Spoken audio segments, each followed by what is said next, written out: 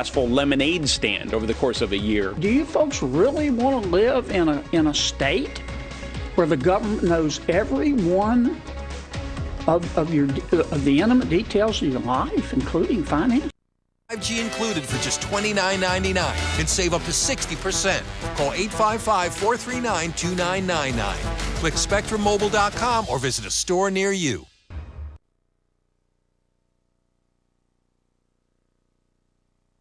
Hi, I'm Jane King, and thank you for watching. This show is all about public, private, and blockchain companies. We bring you the innovators behind the companies making the headlines in that space. Some are sponsored, some are invited. All are curated and focused on telling you, the viewers, their story. Here we go.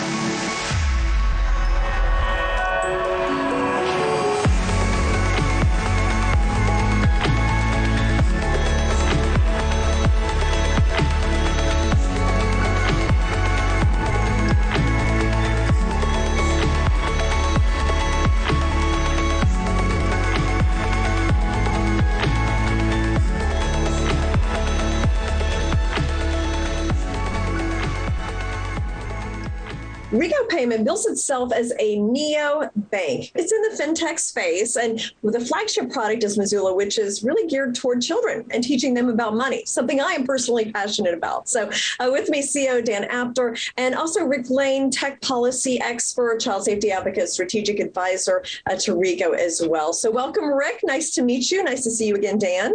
Well, thank you for having me. So, Dan, let's just start with, I gave a short little introduction, but can you go into some more detail about what Rigo is doing? Sure. So really quickly, Jane, Rigo is a neobank, privacy-first platform. Our platform is focused on family mobile commerce solutions, so both in-store and online purchases. Just give you a little bit of context. The U.S. alone mobile wallet virtual debit card space is about an $800 billion total addressable market. And we're really focused on the 70 million plus underserved Gen Z kids and teens. So, and what I tell you is what makes us special is we have 3 patents in the areas of privacy, PCI attribution, and identity management. And we're the only certified COPPA and GDPR mobile wallet. So for those viewers that aren't really familiar with COPPA, it's abbreviation for Child Online Privacy Protection Act.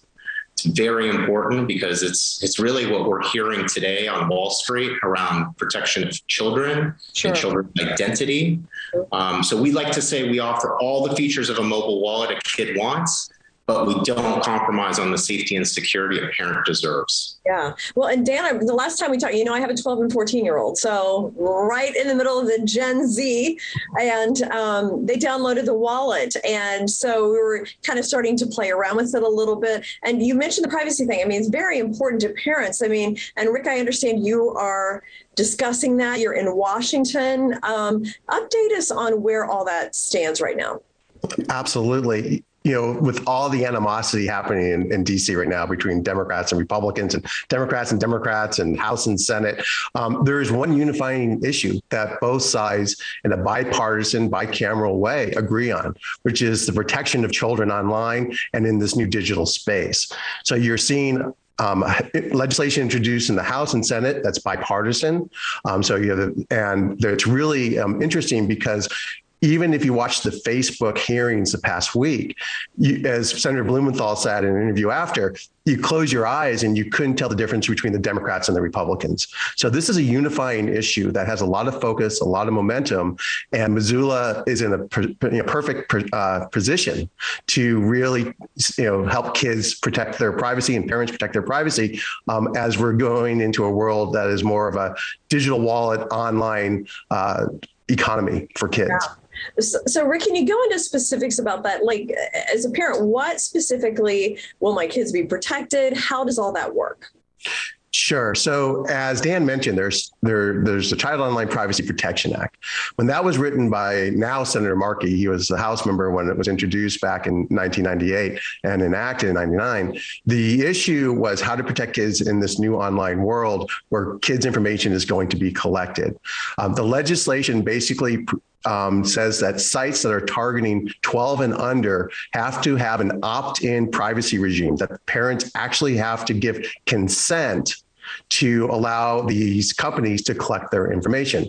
And that's what they're looking to change, and increasing the age up to 17 and under. And that's one of the pieces of legislation moving forward. But there was also legislation that was introduced around the same time called part of the Gramm-Leach-Bliley Act, which was the financial services privacy protections for consumers. Now, back in 1999, when these bills were being discussed, kids didn't have credit cards or debit cards. And so the way Gramm-Leach-Bliley works, it's opt out. So when a parent signs up their child for a debit card or credit card, unless they specifically opted out on how that information can be collected and used, the financial institutions can use it however they want. And so what Missoula has done with their apps, or Rigo has done with their apps and their Kids Pay button, is say, we should have an opt-in regime for parents when their kids' information is being collected for financial transactions. Because most parents don't think about it. I mean, how many of us have ever opted out when we got those privacy notices? I know I haven't, and I'm supposed to be a privacy expert. And when I signed my kids up, I didn't even think about it. Okay, yeah. Thank you so much, Dan. Absolutely. Thank you. Thanks, Jane. Thanks, Rick.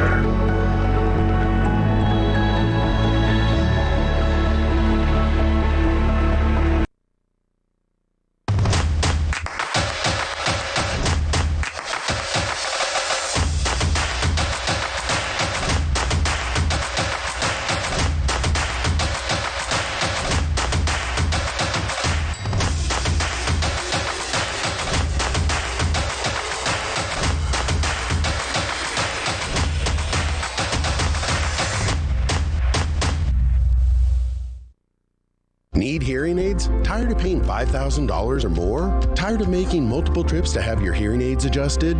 Now you don't have to. Our Hear IQ 4 medical grade hearing aids are fully rechargeable, Bluetooth compatible, and start at under $1,000 for a complete set or monthly payments of $44. Our hearing aids are self-adjusting using any smartphone and features remote programming by hearing care professionals without you ever leaving home. Order your pair today at myheariq.com.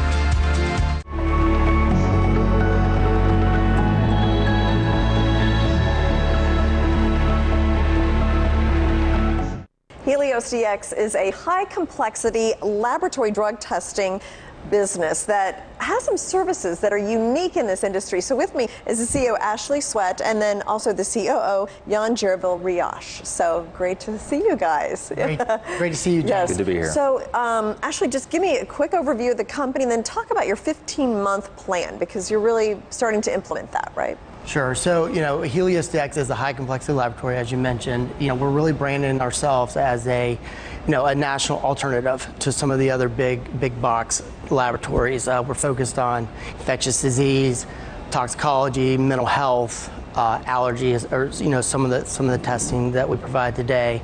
So recently, to your question, we rolled out a 15-month roadmap. Very detailed of kind of what's going to happen between now until the end of 2022. Part of that is talking about the acquisition coming up that we have through our Reg A, which is at the foremost priority right now. It's closing on that acquisition so that we go from a $6 million company to a $15+ million company. But some of the things that are really important as we move forward to that acquisition and through the acquisition are things that Jan's working on, and he'll talk about in a little bit, like our infrastructure, our systems, bringing in artificial intelligence, which we've already done through a company called Arcstone Medical, which is really going to help in patient care. And so that's a little bit about the 15-month plan. It's very detailed, but probably not enough to go into right now. Well, you gave me kind of the 30,000-foot view, right. So that's good. So, Jan, provide your perspective on the execution of this plan. Thank you for the question, Jane. So really, I have to give credit to Ashley for having created a foundation, right? A great foundation that we can roll with and grow. He's taken a regional laboratory and he's created a national brand around that. So as a COO, I'm coming in to basically help catapult that up to reach our targets of a 50 million, revenue company. So where do you see yourself spending the most time in executing this plan? So there are a lot of aspects around that. Marketing, sales, our operations, both with the billing company as well as with our laboratory. So it's really some of the platforms that Ashley has initially put into place, expanding those, making sure that our processes are good. And then we have to deal a lot with compliance, so making sure that we're compliant across the board. Okay, thank you so much, Ashley and Jan, for coming. Best of luck. Thanks for the time.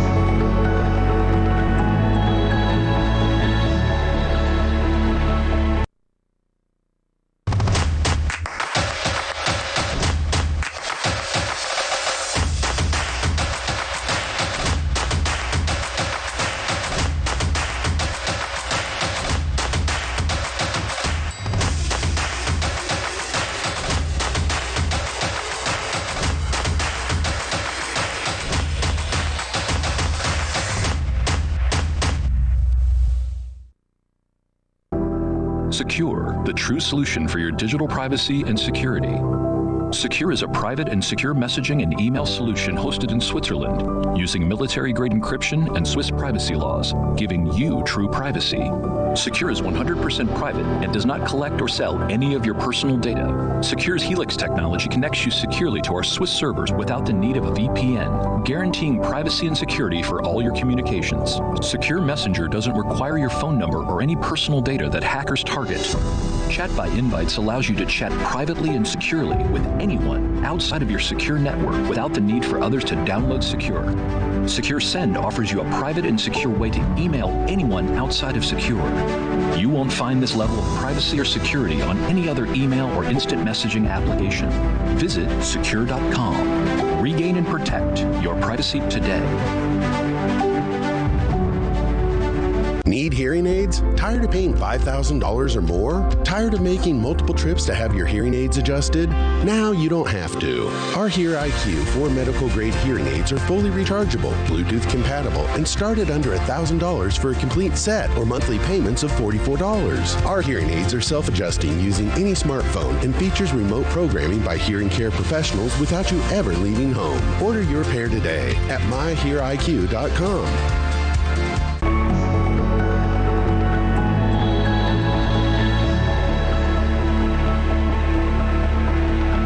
B2 Digital is a premier development league for mixed martial arts. Now, the company operates in two major branded segments, the B2 Fighting Series and the One More Gym official B2 Training Facilities Network. And with me is CEO Greg Bell. Greg, welcome. And give us, for those who didn't see the first interview, just give us an overview of what the company does. Well, first of all, I just want to say thanks for having us, Jane. It's always nice to see you for our second interview. So I appreciate you taking the time to do this. So yeah, for those of you who don't know much about our company, we operate really doing three things. I'm a believer in never trying to do more than three things at once. So that's a lot. But the first thing we're doing as a company is we're building basically the minor league or the development league for the big mixed martial arts industry. Obviously, the UFC is the big major league. What we're doing is building the feeder system or the development league, much like the NBA has their own NBA development league. What we have is the first thing we're doing is we're building that minor league, should we say, or the feeder league. But so what that is we have live events that are mixed martial arts fights. And then the second thing we're doing is we're building the One More Gym brand or training facilities to take advantage of the everyone wants to be healthy post-COVID movement. And then our fighters are being trained there, but also they're all for the public. So actually you can go and join a gym and actually train right next to the fighter. So it's worked quite well. And then the third thing we're doing, we have our own production company where we produce all our own content, the live fights, and then we're just getting into producing other events, and we digitally distribute that ourselves and collect money out on paper. So the three revenue streams are basically live event tickets for the events, 2 subscriptions for the gyms, and then 3 pay-per-view and selling our content that we own. Okay. And I love the 3 things at a time rule. Like I'm going to follow that. I think that's very good advice for business. Can you give us an update on the live fighting business? How are you progressing with that? Yeah, sure. It's actually been quite exciting. We've had some of our fighters go up to the UFC and have been fighting in the UFC. So this is all about the fighters to us. So to give the shareholders an update, we've been able to, our revenue streams for is like we said before, is one is the live tickets. And then two, we take a cut of food and beverage in the stadiums and places we operate. And then three is our pay-per-view business. So we've had a really good run. We kind of do it summer, fall, and then spring. But so the good news out of all that is we literally have 50 fights planned for the next 60 weeks. And so that business is operating very well. We're making money at each one of the shows, and our revenue is increasing. So it's kind of an exciting story. So if you look at, we're now literally have 50 fights planned in the next 60 weeks. What's nice about that from our business is we're getting pretty good at predicting exactly what it is. So we know that in that business, we're going to do 1,000 fans, and that's 35,000. 1,000 fans times $35 average tickets, 35,000. We're going to do 5,000 to 10,000 and food and beverage, and then we're going to do 10 to 20 in pay-per-view. So if you kind of net that out to 50,000 times 50, you guys can do the math. We got a $2.5–3 million business there in the next running 12 months just in our fight group. And people are so hungry for live events too. So I think that's, an important space to be in. Yeah, we're also, Jay, you're hitting the nail right on the head, as I say. So back to my, hit the nail on the head and only do three things at once rule. So anyhow, what we're finding is obviously with COVID, which was a disaster, everything, the good news of the shareholders in the last 90 days, you've seen very little impact, from the virus in our live event business. We're having sellout crowds, and, the people there's two things we're capitalizing. One is the pent-up demand for everybody's been locked up. They all want to go do something. But the second thing that is more important is the mixed martial arts major leagues, the UFC, for example. They're spending a ton of money to educate and create MMA fans, but they're in the NFL cities. We're not in the NFL cities. We don't go to Atlanta. We're in Birmingham, Alabama, 90 miles away. So we're capitalizing on those fans, and they're showing up in droves. Okay. Thank you so much, Greg. Fascinating. And I look forward to bringing you back when you can talk publicly about the acquisitions. Yeah, that'd be great, Jay. It's always nice to see you. Thanks, you too.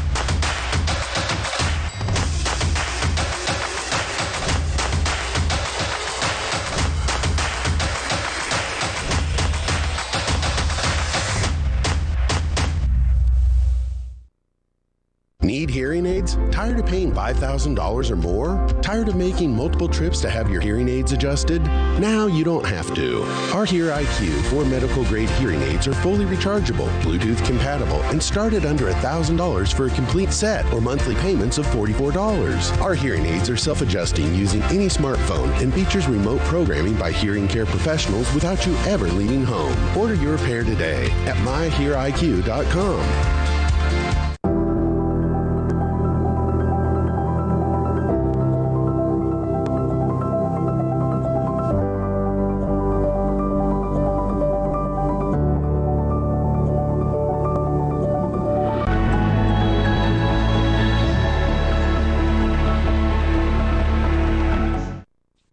Cosmos is a crypto project similar to Ethereum with interoperability. And so with me to explain exactly what Cosmos is and what all that means, Ben Armstrong, and then also Peng Zong to explain it. So Ben, let's start with you. So you support the Cosmos project. Talk about what it is. What do you like about it? Yeah, so I've always been a big proponent ever since I got into crypto and altcoins of smart contract platforms. I believe they're the future. I believe they got way more potential than Bitcoin ever dreamed of having. Much more functional. They serve purposes other than just being digital gold or currency. And so when I started looking into a lot of these projects early on, obviously Ethereum and then Tron and EOS were some of the bigger ones early on that seemed to be doing okay, but they still kept running into all of these different issues. And so we had kind of a new generation of smart contract platform that started raising up.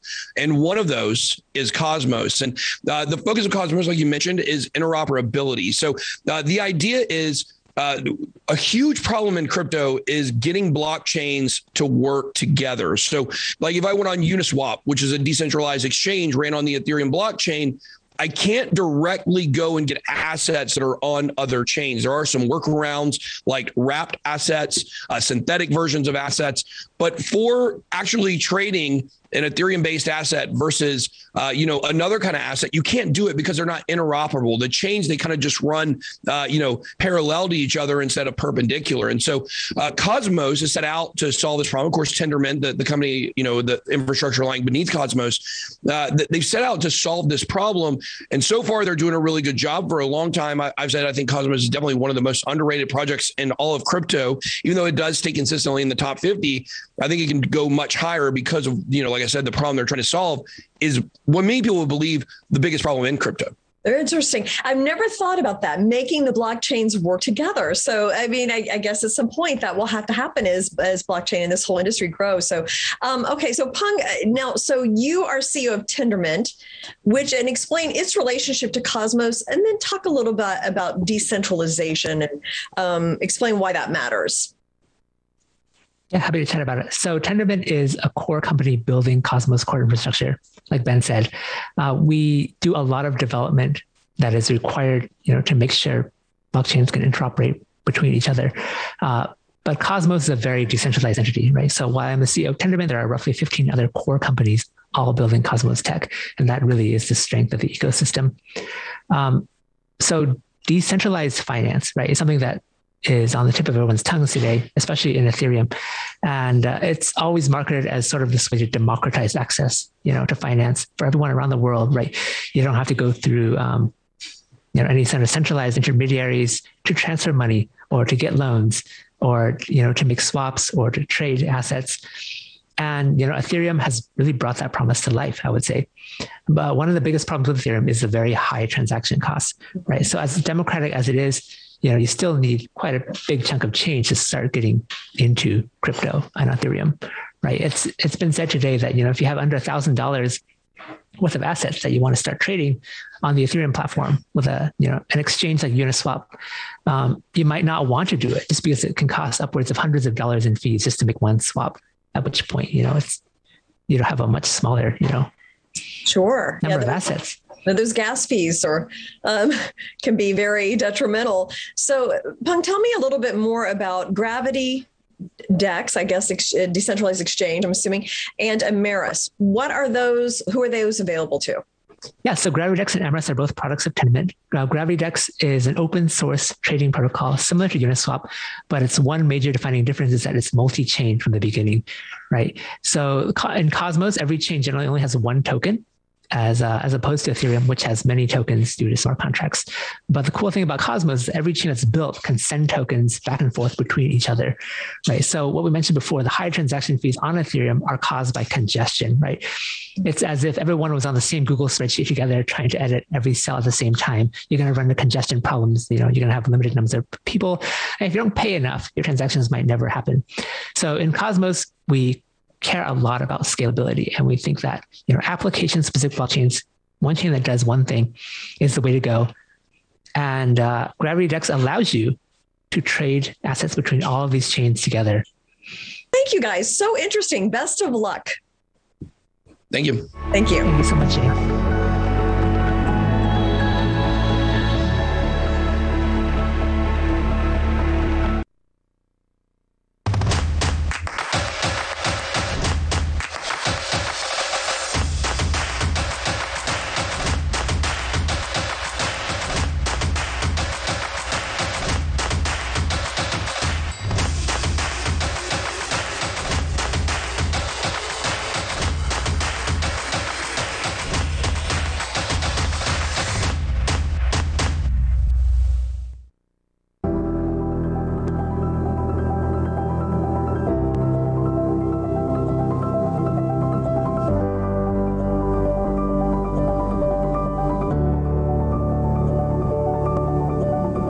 Need hearing aids? Tired of paying $5,000 or more? Tired of making multiple trips to have your hearing aids adjusted? Now you don't have to. Our Hear IQ 4 medical grade hearing aids are fully rechargeable, Bluetooth compatible, and start at under $1,000 for a complete set or monthly payments of $44. Our hearing aids are self-adjusting using any smartphone and features remote programming by hearing care professionals without you ever leaving home. Order your pair today at myheariq.com.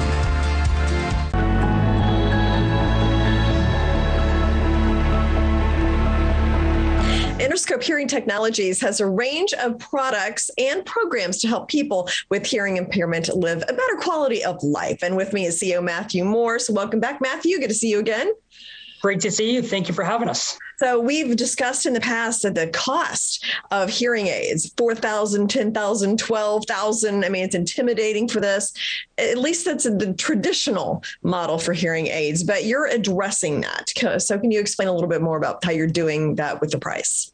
Yeah, absolutely. I mean, what Innerscope is offering, we're offering premium, affordable, direct-to-consumer hearing solutions, hearing aids at a fraction of the cost. You know, our products start around $1,000 a set to $1,500 a set. In fact, we even have a subscription model for as low as $44 a month for a pair of devices.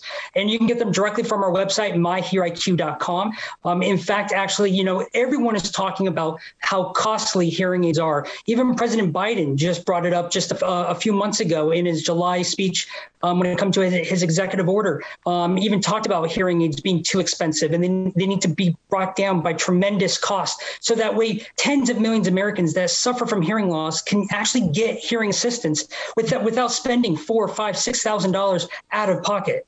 Mm-hmm. Well, it's so important. And you and I have talked before about how people with hearing impairments have other health issues. So it seems to make sense cost-wise to bring that price down, and then you don't have other medical issues down the road that are even more costly to taxpayers and so forth. Exactly. I mean, it really does. I mean, hearing loss affects everyone. You know, it's a society problem. I mean, that's what we're all about, is really just trying to dive in and really help the hearing impaired. I mean, again, there's tens of millions of Americans that suffer from hearing loss that need hearing assistance today, and they deserve it, but they don't have it due to the high cost and the low accessibility. And that's where direct-to-consumer hearing solutions is the answer. Mm-hmm. Now, is health insurance or Medicare cover any cost at all of hearing aids? Yeah, that is one of the most saddest parts about this entire process, that Medicare and health insurance companies very rarely cover hearing aids. Less than 5% actually do. So that's 95% of the insurance policies out there right now that do not have any hearing aid coverage. And it's due to hearing aid, or insurance companies believe hearing is cosmetic, that hearing aids are more of a cosmetic issue versus a medical necessity. That's so sad. I mean, people unfortunately towards the end of their life, 15, 20 years left, those are the most precious time to spend with family members and friends and pass down those memories and those lifelong legacies to other generations. And so it is really important that hearing aids become more addressed. All right. Okay. Thank you so much, Matthew. Look forward to updates in the future.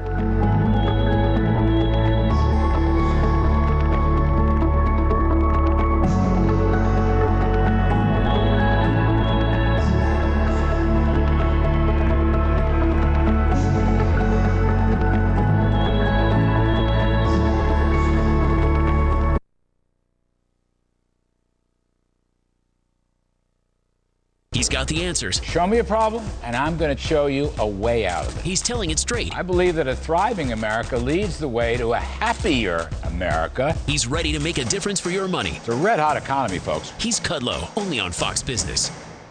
Imagine no possessions. Buying a home can be really complicated and expensive, with closing costs alone costing thousands of dollars. With SDCCU zero closing costs mortgages, it doesn't have to be. Closing costs include things like title services, appraisal, and more. On an average priced Southern California home, you could save almost $5,000. With all that money you save, you can decorate your home, work on some DIYs, or take up a new hobby. SDCCU, it's not big bank banking, it's better. Hello, my friend. Pat Boone here for Safe Step Walk-In Tub. Listen, for years, one of my greatest pleasures has been relaxing in my walk-in tub. And I'm excited to tell you that SafeStep has actually found a way to take your bathing and showering experience to a whole new level with their new hybrid tub.